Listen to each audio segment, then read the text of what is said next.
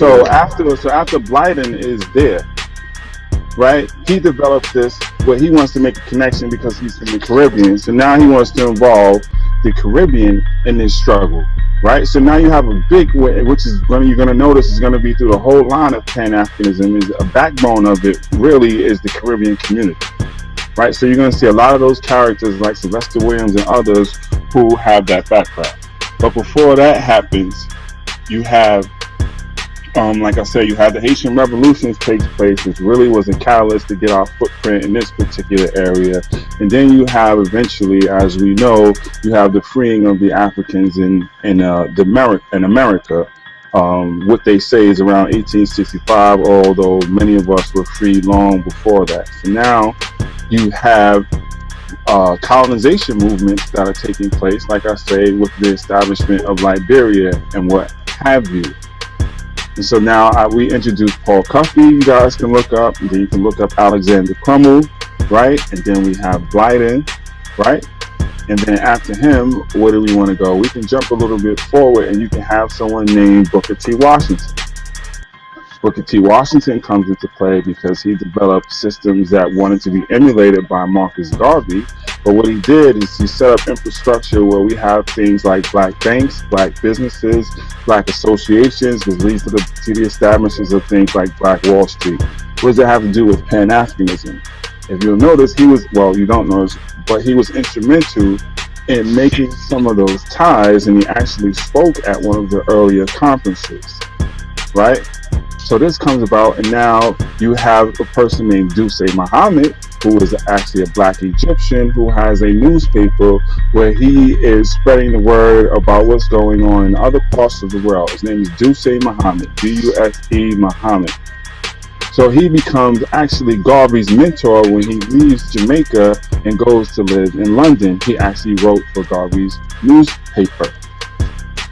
Also around this time, you have a person named Webb Du Bois, or W.E.B. Du Bois, that we all should be familiar with, who actually wrote books on Africa and was a genius, although he had his issues, of course. So this begins more of Africans and Americans who may have lost their connection or seen their tie to Africa to even understand that a little bit more clearly. Around this time, you have the establishment, or now getting close to what we're talking about, to the first Pan-African Conference. So now we have one of the earlier times where the word Pan-African is actually used, and at the base of that Pan-African Conference, you will see that Booker T. Washington actually attended. Actually, you even had white folks that were involved in the earlier Pan-African conferences, believe it or not. Some of them were funded by white folks. Doesn't mean they had the influence, it means they had the money. This is an issue that you'll find with all of our organizations, all the way from the Niagara movement to the NAACP. But that's getting a little bit off the topic. But now you're into Du Bois. And Du Bois, as you can see, was a what? It was a Pan-Africanist. This is how Du Bois comes into the picture.